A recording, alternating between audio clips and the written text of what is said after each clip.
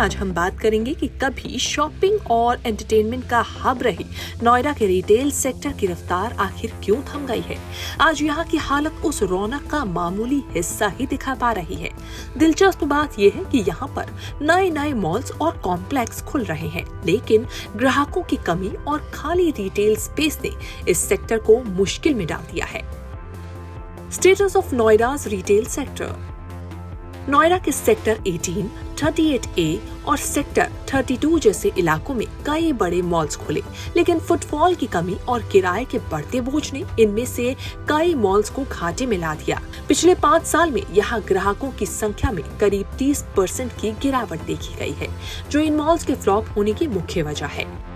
Sector 32 का logic city centre इसका बड़ा एग्जाम्पल है, जिसे हाल ही में भूटानी ग्रुप ने खरीदा है। Example of logics mall. इसी हफ्ते की शुरुआत में ये जानकारी दी गई थी कि भूटानी ग्रुप ने सेक्टर 32 का लॉजिक्स मॉल करीब 1000 करोड़ रुपए में खरीद लिया है। वैसे इस रकम में रीडेवलपमेंट की कॉस्ट को भी जोड़ा गया है। इसके बिकने की वजह है कि एक समय पर इस मॉल में रोजाना करीब 10,000 लोग आते थे, लेकिन बीते 5 साल में ये संख्या घटकर 2000 से भी कम हो गई है।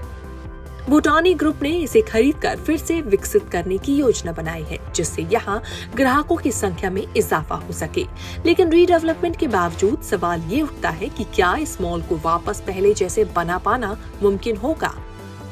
Status and vacant retail space of other malls in Noida. Noida के दूसरे मॉल्स की स्थिति भी कुछ खास बेहतर नहीं है। एनसीआर का प्रमुख शॉपिंग डेस्टिनेशन माने जाने वाले द ग्रेट इंडिया प्लेस में आज करीब 30% रिटेल स्पेस खाली पड़ा है। डीएलएफ मॉल ऑफ इंडिया और गार्डन गैलेरिया में भी खाली स्पेस की समस्या है। बीते 5 साल में नोएडा की रिटेल स्पेस में खाली स्पेस 20 से 40% तक बढ़ गया है। इसकी वजह है मॉल्स में मौजूदा रिटेलर्स को भारी नुकसान हो रहा है और कारोबार से मुनाफा कमाना चुनौती बनता जा रहा है। What is the real reason? In malls की हालत खराब होने की कई वजह है। इनमें सबसे पहला रीजन है ई कॉमर्स सेक्टर की बढ़ती लोकप्रियता, जिससे लोग ऑनलाइन शॉपिंग की तरफ ज्यादा आकर्षित हो रहे हैं। दूसरी वजह है मॉल्स का ऊंचा किराया और मेंटेनेंस खर्च, जिसके असर से रिटेलर्स को मुनाफा कमाने में मुश्किल हो रही है। नतीजा यह है कि इन मॉल्स में खाली रिटेल स्पेस की दर लगातार बढ़ती जा रही है। Prospects in future strategy. Bhutani group और दूसरे डेवलपर्स अब इन मॉल्स को नए कॉन्सेप्ट के साथ विकसित करने की कोशिश तो कर रहे हैं, लेकिन इसमें वो कितना सफल हो पाएंगे ये कहना मुश्किल है। भूटानी का दावा है कि लॉजिक्स मॉल की सभी बची हुई रिटेल यूनिट्स को कुछ ही घंटों में बेच दिया गया।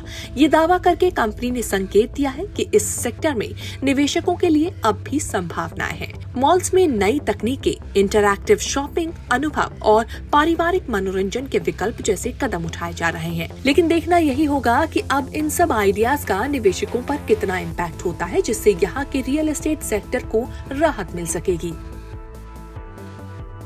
तो ये थी हमारी नोएडा के फ्लॉप होते रिटेल सेक्टर पर स्पेशल रिपोर्ट। अगर आप भी इन मॉल से जुड़े हैं या इस क्षेत्र में कुछ देख रहे हैं तो हमें कमेंट्स में बताएं। ऐसी ही और भी दिलचस्प वीडियो के लिए हमारे चैनल को सब्सक्राइब करें और बेल आइकन दबाना ना भूलें।